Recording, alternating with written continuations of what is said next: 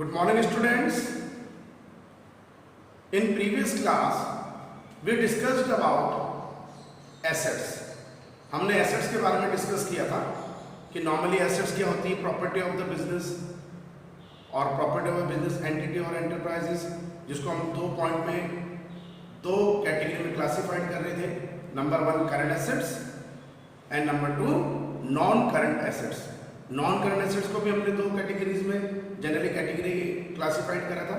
Number 1 fictitious और tangible fixed assets and intangible fix assets. एक तीसरी कैटेगरी हम और लेते थे फिक्टिशियस एसेट्स।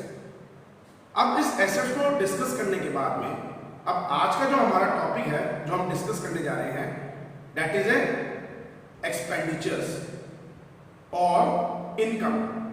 एक्सपेंडिचर और इनकम को आपको क्लासिफाइड करना है, लेकिन इनकम और एक्सपेंडिचर को हम जब क्लासिफाइड करेंगे, कल भी थोड़ा मैंने आपको प्रीवियस वीडियो में ये चीज को बताया था कि नॉर्मली जब हम एक्सपेंडिचर को क्लासिफाइड करेंगे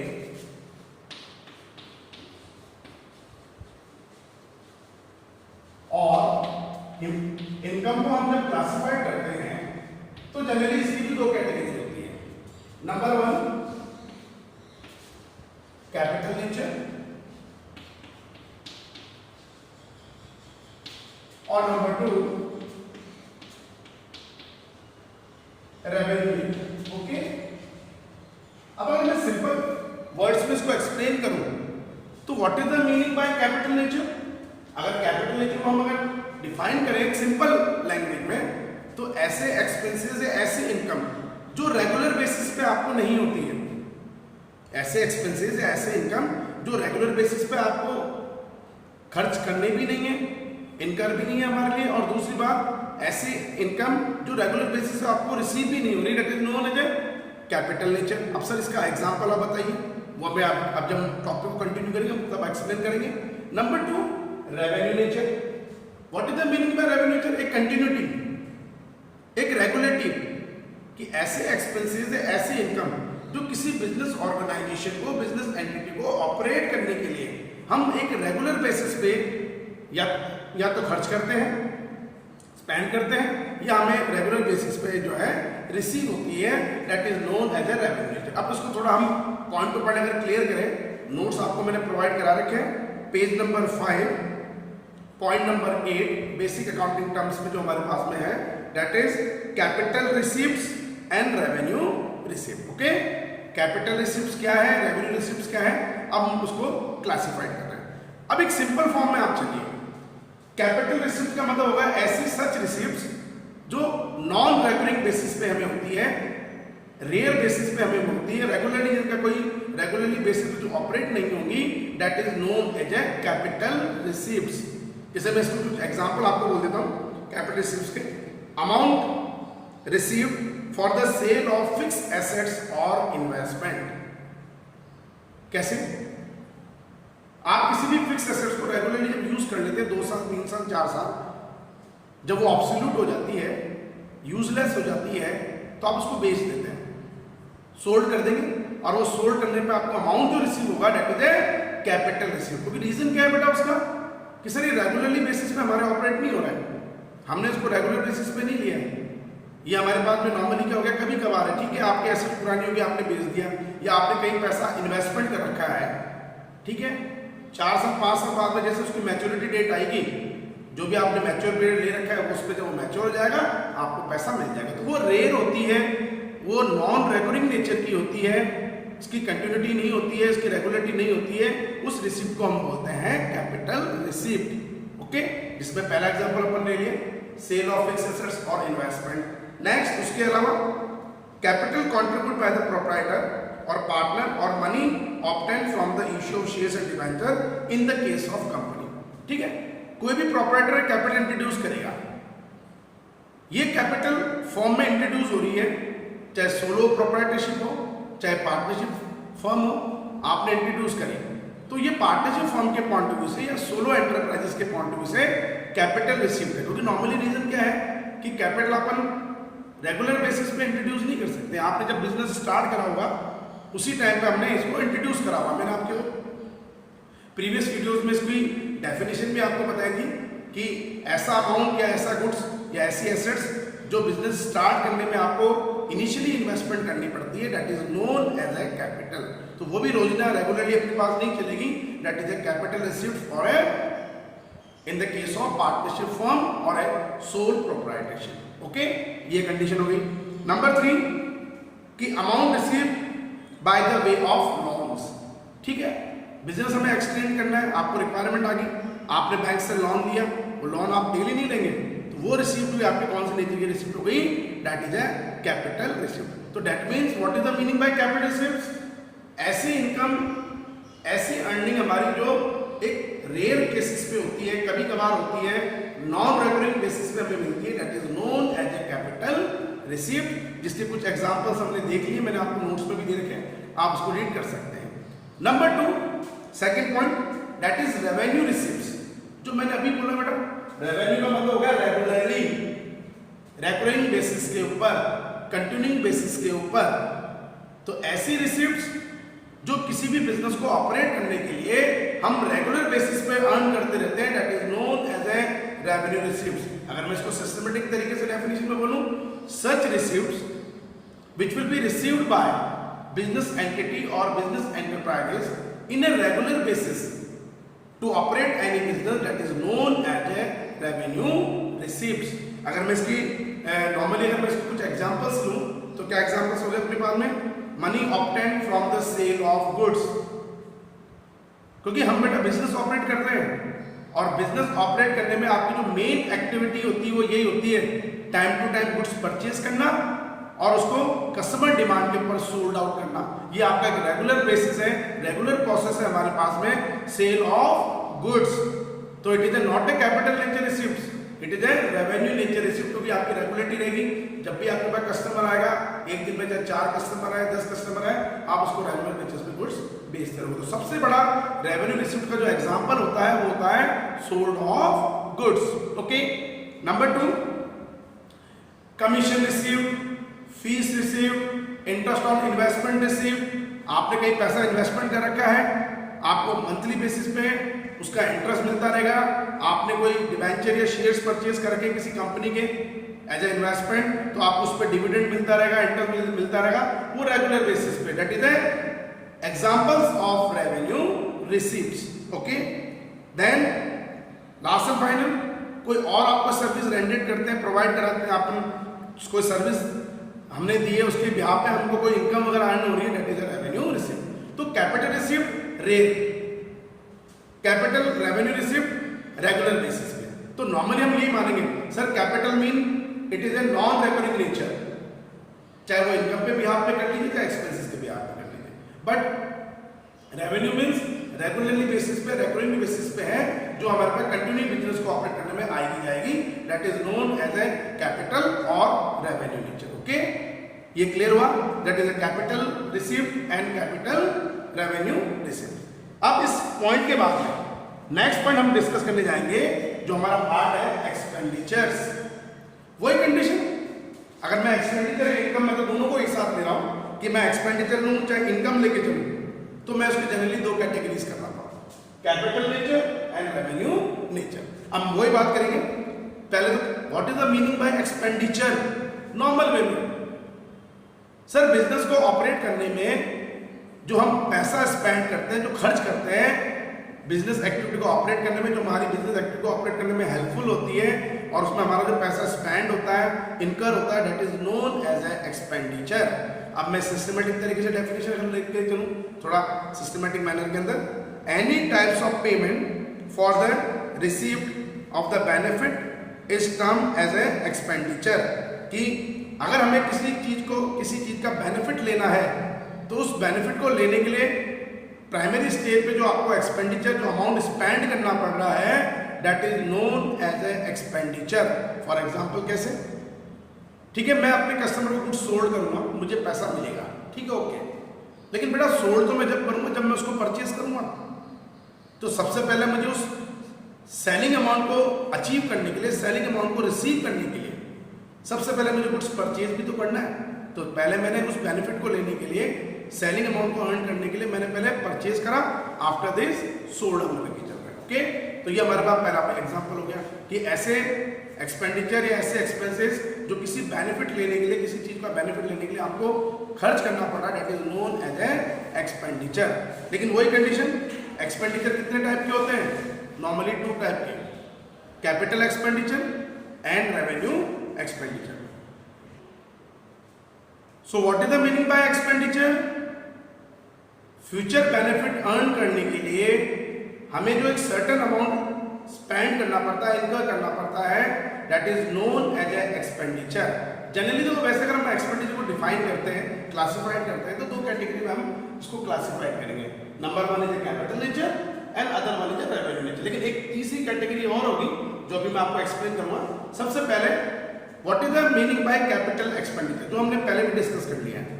ऐसे एक्सपेंडिचर मतलब ऐसा अमाउंट जो हम ऐसी एक्टिविटी में स्पेंड करते हैं जो हमारी रेगुलर कंडीशन में नहीं होती है, that is known as a capital expenditure. Okay, अब डेफिनेशन हम लें, any expenditure which is incurred in acquiring और increasing the value of fixed assets is terms as a capital expenditure. ये सबसे बड़ा एग्जांपल होता है बेटा।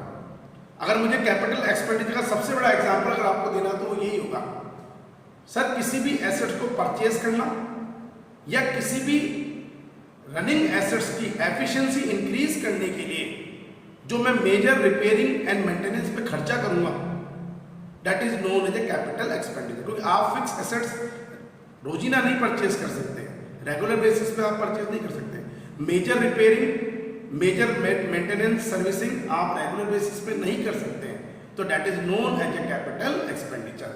तो कैपिटल एक्सपेंडिचर नॉर्मली भी हमने क्या मान लिया, ऐसा एक्सपेंडिचर जो हमारे पास रेगुलर नेचर का नहीं है, कभी कभार हमारा हो रहा है, that is known as a capital expenditure. Example हमने कर लिया, परचेज ऑफ फिक्स एसेट्स और मेजर रिपेयरिंग और maintaining in a fix assets.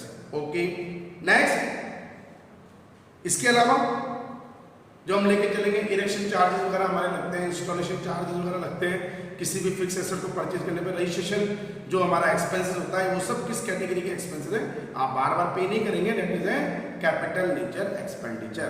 Okay, number 2 revenue expenditure, इसका अपोजिट कर दीजिए, ऐसे एक्सपेंडिचर, सच एक्सपेंडिचर जो बिजनेस ऑपरेट करने में रेगुलर बेसिस पे अपन को जो इनकर करने पड़ते हैं, that is known as a revenue expenditure. Okay, अब मैं नॉर्मल वे में अगर इसकी डेफिनेशन सिस्टमेटिक तरीके से कर लेता हूं, तो any expenditure the full benefit of which is received during one accounting period is a revenue expenditure. ठीक है, ये रेवेन्यू एक्सपेंडिचर हो गया, या रेगुलर बेसिस पे एक साल में जिसका आपको बेनिफिट मिल रहा है। और दूसरी बात, जो हमारे रेगुलर बेसिस पे होंगे, that is known as a revenue expenditure. जिसके एग्जांपल हमने नॉर्मली कर रखा है, rent paid, salary paid, electricity charges paid, wages paid, transportation expenses paid. ये बेनिफिट लेने के लिए हम करते हैं जो वन फाइनेंशियल से रिलेटेड होता है, that is known as a revenue expenditure. अब वो थर्ड कैटेगरी क्या होती है, पहला हो गया कैपिटल एक्सपेंडिचर, सेकंड हो गया revenue expenditure, and third is a deferred revenue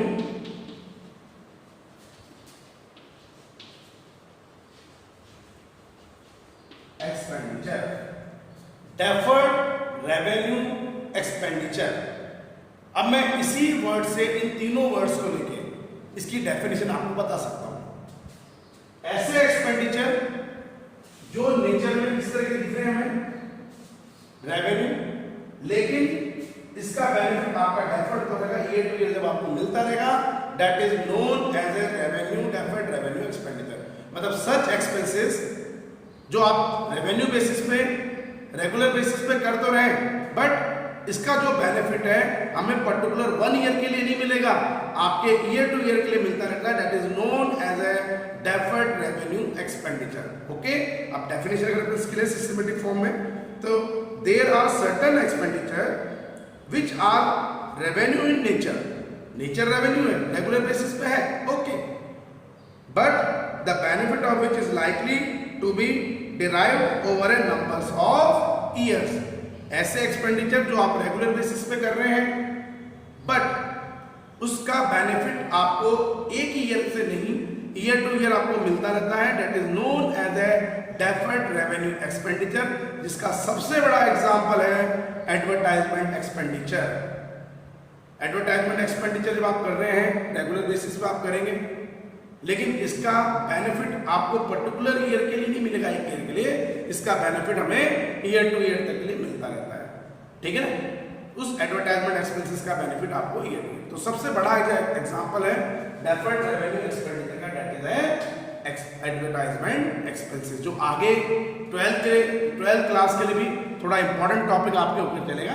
उसमें कोई बड़ी चीज नहीं, नॉर्मल बात हो जाएगी, ठीक है। तो ये हुआ हमारा एक्सपेंडिचर का पार्ट या इनकम का पार्ट। अभी हम एक्सपेंडिचर को डिफाइन कर रहे हैं। तो एक्सपेंडिचर हमने 3 कैटेगरी में डिफाइन कर ली है, capital nature, revenue nature and number 3 deferred revenue expenditure.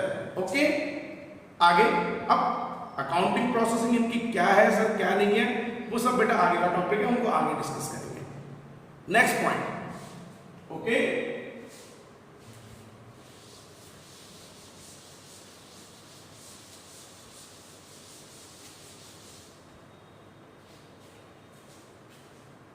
एक हुआ एक्सपेंडिचर। नॉर्मल वे में आपने एक्सपेंडिचर का मतलब क्या माना है सर, ऐसे किसी भी चीज का बेनिफिट लेने के लिए हम जो अमाउंट इनकर कर रहे हैं, that is known as expenditure, जो 3 नेचर में आपने बता दिया। ओके, नेक्स्ट पॉइंट हम लेंगे एक्सपेंसेस। एक्सपेंडिचर और एक्सपेंस में ज्यादा डिफरेंस नहीं होता है, केवल थ्योरिकल फॉर्म में हम दोनों को डिफरेंस करके चल रहे हैं। बाकी अकाउंटिंग प्रोसेसिंग में इनकी जो अकाउंटिंग प्रोसेसिंग होती है, रिकॉर्डिंग वगैरह जो होती है हमारे पास में, क्लासिफिकेशन जो होती है, समराइजिंग एनालिसिस होती है, जनरल एक जैसी होती है। तो नॉर्मल वे में अगर मैं थ्योरिकल फॉर्म में देखूं, what is the meaning bye expenses? Expenses is the cost incurred in producing and selling of the goods and services. Expenses का मतलब हो गया जब हम किसी चीज को प्रोड्यूस करते हैं, तैयार करते हैं, बनाते हैं, तो उस गुड्स को बनाने की जो हमारी कॉस्ट है, cost of goods production, that is known as expenses, ठीक है। किसी भी चीज को रॉ मटेरियल मतलब जब आप मैन्युफैक्चरिंग प्रोसेस में उसको लगाएंगे, तो वहां से लेके उसको सेल्सबल बनाने तक का जो भी हमारा एक्सपेंसेस है, that is cost of goods production, that is also known as cost of goods sold, that is known as a expenses. Okay, cost of goods sold normal में आप इसको एक्सपेंसेस का दूसरा नाम और ले सकते हैं, कॉस्ट ऑफ गुड्स सोल्ड, ठीक है। इसके अलावा और क्या हो सकता है बेटा एग्जांपल में एक्सपेंसेस में? और एक्सपेंसेस एक ही कंडीशन के होते हैं, रेगुलर बेसिस होना। इट इज ए मतलब एक्सपेंसेस को अगर मैं एक्सपेंडिचर को मैंने 3 कैटेगरी में क्लासिफाइड कर लिया, लेकिन एक्सपेंसेस को अपन एक ही कैटेगरी में क्लासिफाई करेंगे, दैट इज रेवेन्यू नेचर। हमारे जो एक्सपेंसेस होते हैं वो जनरली रेवेन्यू नेचर के ही होते हैं। जैसे आपने कोई गुड्स प्रोडक्शन करना है, ये आपका रेवेन्यू नेचर है, रेगुलरली है। आपको जब जब गुड्स बनाना पड़ेगा, कस्टमर डिमांड आई, आपको गुड्स प्रोड्यूस करना पड़ेगा, रॉ मटेरियल मंगाना पड़ेगा, वेजेस वगैरह पे करनी पड़ेगी, उसको सेल्सबल बनाना ही पड़ेगा, that is cost of goods production या कॉस्ट ऑफ गुड्स सोल्ड भी आप इसको बोल सकते हैं। ओके, सेकंड एग्जांपल जो रेगुलर बेसिस पे हमारे एक्सपेंसेस हो रहे हैं, that is rent paid, salary paid, commission paid, wages paid, transportation expenses paid, ये सब हमारा किस नेचर का एक्सपेंसेस है? रेवेन्यू नेचर का, लेकिन एक्सपेंसेस कैटेगरी में हमारे पास चल रहा है। ओके ओके, अब इस एक्सपेंसेस को क्लियर करने के बाद में जो हमारा अगला टॉपिक है, that is income, opposite of expenses, income. Earning normal way में मान सकता हूं, इनकम मतलब हो गया अर्निंग, लेकिन अगर मैं अकाउंटिंग लैंग्वेज में इसको यूज करूं तो what is the meaning by income? Income is surplus of revenue over expenses, that is known as a income. That means अगर मैं इनकम की एक फॉर्मूला कर लेके चलूंगा, तो इनकम के लिए आपके पास फॉर्मूला क्या हो गया? Revenue minus expenses, that is income. अब इसको मैं एग्जांपल से क्लियर कर ले बेटा, एक नॉर्मल वे में, ठीक है। अगर मैं कोई चीज मैन्युफैक्चरिंग कर रहा हूं, रॉ मटेरियल परचेस करने से लेके उसको अप टू सेल्सेबल बनाने तक, टिल सेल्सेबल बनाने तक। मैं एक एग्जांपल हूं, मेरा एक्सपेंसेस आ गया 50,000। ओके, अब एक नेचुरली बात है बेटा, मैं 50 में तो उसको सोल्ड करूंगा नहीं, मैं रेवेन्यू चाहूंगा। अगर मुझे इनकम कमानी है, अगर मुझे इनकम करनी है तो मुझे उसको ज्यादा में ही सोल्ड करना है। दैट मीन्स 50,000 मेरी कॉस्ट है और मैंने उसको मार्केट में 60,000 रुपीज में सोल्ड कर दिया, दैट इज रेवेन्यू। 60,000 मेरा रेवेन्यू हो रहा है माइनस 50, तो मेरी जो इनकम कैलकुलेट होकर आएगी दैट इज रुपीज 10,000। ओके, तो what is the meaning by income? Income एक एक्सेस अमाउंट होता है रेवेन्यू का, किसके ऊपर? एक्सपेंसेस के ऊपर। तो नॉर्मल अगर मैं फॉर्मूले में इसको डिफाइन करना चाहूं तो क्या करना? Revenue minus expenses equals to income. जब हम प्रैक्टिकल सम करेंगे आपको बड़े इजीली ये समझ में आ जाएगा अकाउंटिंग प्रोसेस में, बट अभी हम थ्योरिकल फॉर्म इसको क्लियर कर रहे हैं। Sorry, that is an income. Next and final topic आज की क्लास का, that is profit.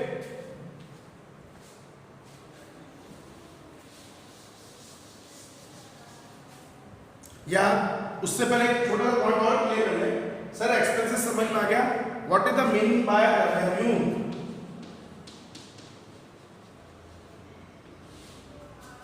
What is the, नगर में एक जैसा लगता है, इनकम भी एक ही बात है सर, रेवेन्यू भी एक ही बात है, एक्सपेंसेस भी एक ही बात है, एक्सपेंडिचर भी एक ही बात है।